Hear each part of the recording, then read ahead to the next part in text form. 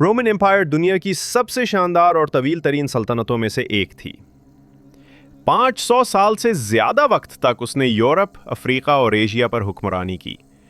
اس دور میں Augustus, scissor, ٹائبیریس، نیرو، ٹرائجن، ہیڈرین، marks اوریلیس اور قسطنطین اعظم جیسے عظیم بادشاہ آئے جنہوں نے سلطنت کو طاقت، شان اور عظمت بخشی۔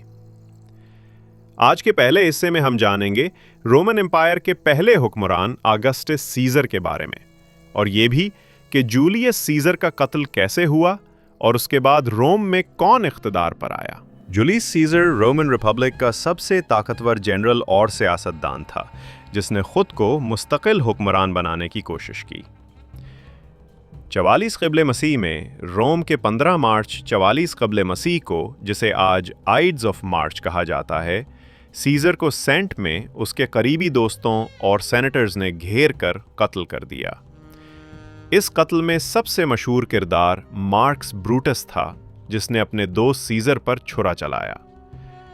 اس قتل کے بعد روم میں خانہ جنگی شروع ہو گئی جس نے اقتدار کے خلا کو جنم دیا۔ سیزر کے قتل کے بعد اس کے بھتیجے گیئس آکٹیوس، جسے بعد میں آگسٹس کہا گیا، نے سیاسی منصوبہ بندی اور فوجی قوت کے ذریعے اقتدار سنبھالا۔ 27 قبل مسیح میں اسے روم کا پہلا امپیریٹر بنایا گیا۔ آگسٹس نے رومن فوج کو دنیا کی سب سے منظم اور طاقتور فوج بنایا، جس میں 28 لشکر شامل تھے اور ہر لشکر میں تقریباً 5 سے 6000 سپاہی ہوتے تھے، یعنی کل فوجی تعداد 1.5 لاکھ سے زیادہ تھی۔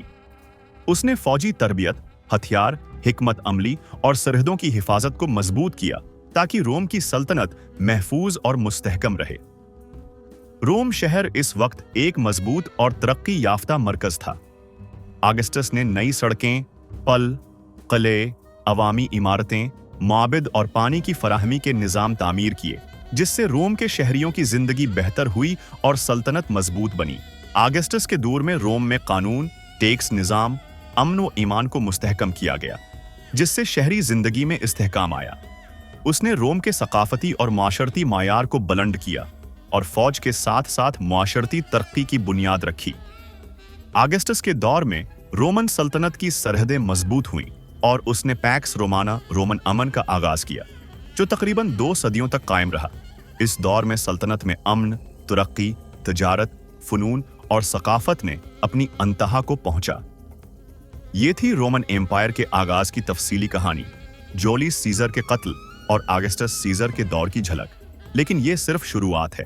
رومن سلطنت کی تاریخ اتنی شاندار اور وسیع ہے کہ جو دیکھتا ہی چلا جائے۔ اگلے حصے میں ہم جانیں گے کہ آگسٹس کے بعد آنے والے بادشاہوں نے سلطنت کو کس طرح مزید وسعت دی اور روم نے دنیا پر اپنی گرفت کیسے مضبوط کی۔ اگر آپ کو ہماری ویڈیو پسند آئی ہو تو پلیز ہمارے چینل کو سبسکرائب کریں، لائک کریں اور اپنی رائے کمنٹ میں ضرور بتائیں۔ آپ کے سبسکرائب اور فیڈ بیک سے ہمیں اور شاندار ویڈیوز بنانے کی حوصلہ افزائی ملتی ہے۔